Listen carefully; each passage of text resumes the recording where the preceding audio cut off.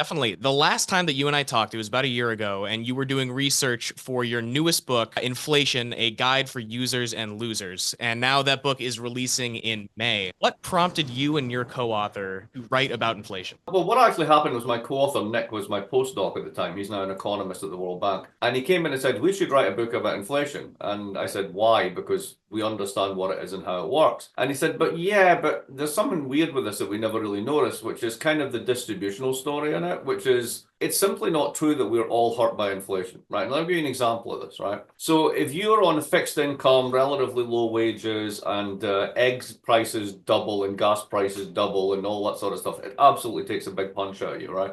You're a loser in that case. Let me give you a really startling statistic, right? In 2022, American carbon majors, that is oil firms, right, because of the spike in oil prices and gas prices, made an extra $220 billion in profit. Now, who gets all that money? Well, the people who own those shares, okay? Over 50% of shares are owned by the top 1%. So let's give them 50% of the share value increase and 50% of the dividends. And what you're saying is that 3.3 million people in the United States, at the top of the income distribution, each got a share of 110 billion. They were overcompensated for inflation. Whatever effect they saw at the grocery store, and you have to remember, like, the further up the income distribution you are, the less you spend on basic goods, the more you get compensated. So that is interesting. That's interesting. Let's actually think about that, because we don't often think about who wins and who loses in this one. And then the second thing was realizing that what we do every time this happens is go back and raise interest rates.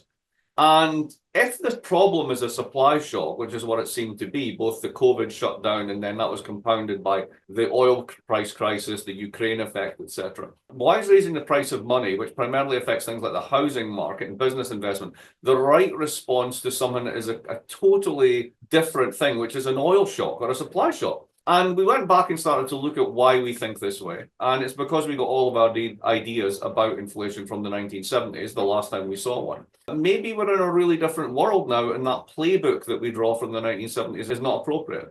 And that's kind of what we just followed through, those two things. Who wins, who loses in real terms? And why do we keep thinking this, we're in the 70s when we're obviously not?